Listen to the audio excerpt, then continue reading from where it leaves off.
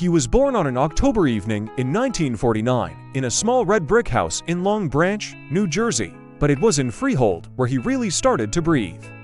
Douglas Frederick, called Doogie, son of an Irish bus driver and an Italian-American woman who sang Neapolitan lullabies while washing dishes.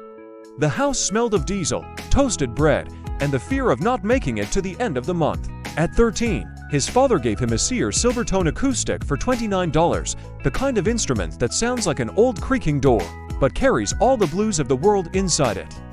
Doogie sat on the porch, back against the screen door, and strummed until his fingers bled.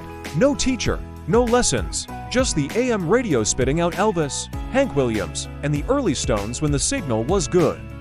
The printed circuit factory closed in 1967. His old man lost his job, started drinking cheap rye in the dark living room, staring at the wall as if looking for an exit. Doogie, 16, began hanging out with the local guys, Tommy the mechanic, Joey who sold weed behind the drive-in, and Mary Lou, black hair like the night, wearing skirts too short and laughing too loud to hide that she was afraid of ending up a waitress for life. They drove at night in Tommy's 60 to Chevy Impala, windows down, the real Springsteen screaming Rosalita through the crappy speakers. Doogie wrote his first song on the Still Hot Hood with a marker, Thunder Road. Not the same as Bruce's, but the same soul, a car, a girl, a promise that tomorrow would be different. At 19, he formed a trio, the Jersey Ghosts.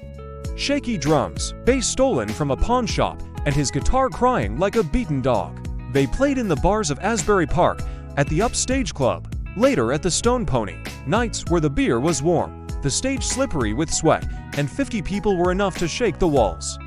He sang about factory closures, guys coming home drunk and hitting their wives, girls dreaming of California but stuck in Pompton Lakes. In 1975, he almost signed with a New York label. They wanted to polish him, make him sound like Springsteen, the real one, with horns and backing vocals. Doogie said no. "I'm not selling my soul for horns." They laughed, called him an idiot. He went back to Freehold, took the night gas station job to pay the rent. Mary Lou left in 78. She left a note on the kitchen table. "I am suffocating here. I love you, but I can't breathe anymore." He kept the note folded in his wallet for 20 years. He pulled it out the night he wrote Empty Front Seat, the saddest song he ever sang, the one people cried to without knowing why. The 80s were rough, punk came, then hair metal, then MTV. The Jersey Ghosts broke up. Tommy died of an overdose in 84. Joey ended up in prison for armed robbery. Doogie kept going alone, solo acoustic in small clubs, fairs, weddings when he had to pay the bills. He got married once to a nurse named Carla. It lasted 7 years. 2 kids, a boy who plays football and a girl who draws tattoos in her school notebooks. At 45, he got throat cancer. The doctors said, "Stop singing, or you'll die." He sang anyway. Lower, raspier, but with even more truth. He released a self-produced album in 1998, Last Exit to Freehold, pressed in 800 copies. A few critics called it the Springsteen that Springsteen didn't have time to be. He sold 612 copies. The remaining 188 still sleep in his garage. Today he's past 70.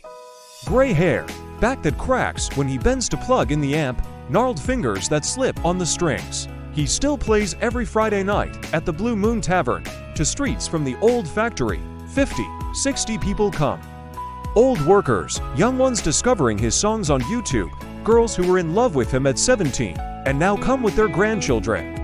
He takes the stage at 9 sharp, flannel shirt open over a faded t-shirt, Levi's worn to threads, scuffed boots. No set list. He starts with Thunder Road, ends with Empty Front Seat.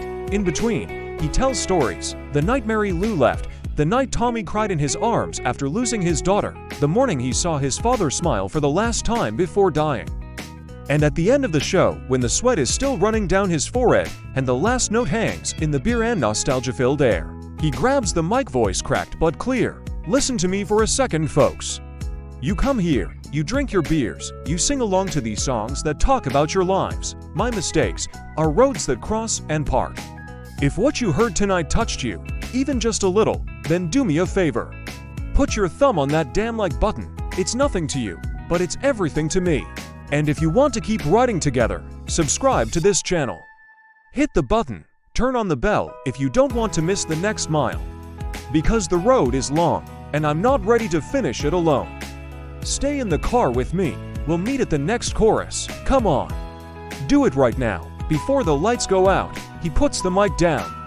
The crowd applauds softly, like you applaud an old friend. And outside, the New Jersey night still smells of salt, gasoline, and dreams that refuse to die.